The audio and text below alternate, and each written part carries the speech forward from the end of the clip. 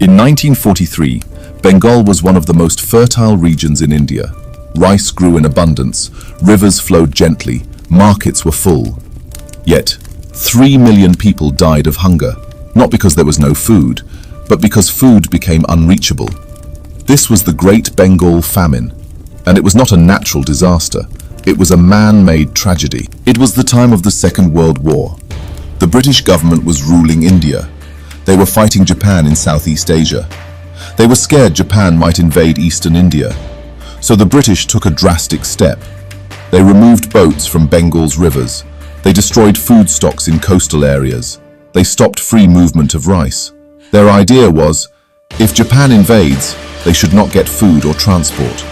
But this policy destroyed Bengal instead. At the same time, wartime demand increased. Rice was being sent to British soldiers. Rice was being sent to army camps. Rice was being stored for war reserves.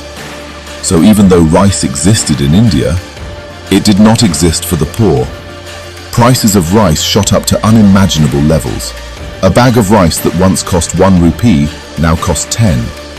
For farmers, laborers, fishermen and rickshaw pullers, this meant death.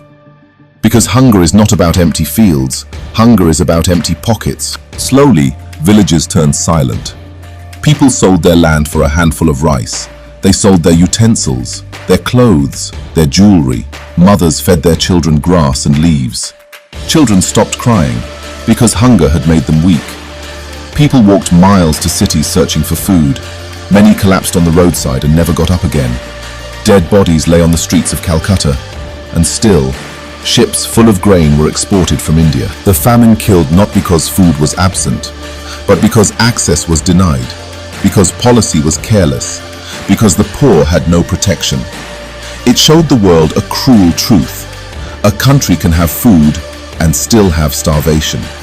That is why food security is not just about production. It is about distribution. It is about affordability. It is about responsibility. After independence, India remembered Bengal and promised never again. That promise created ration cards, public distribution system, buffer stocks, midday meals, so that no child dies because food is too expensive, so that no family starves because policy ignores them. The Great Bengal Famine is not just history, it is a warning. A warning that hunger is not always caused by nature, it is often caused by human decisions.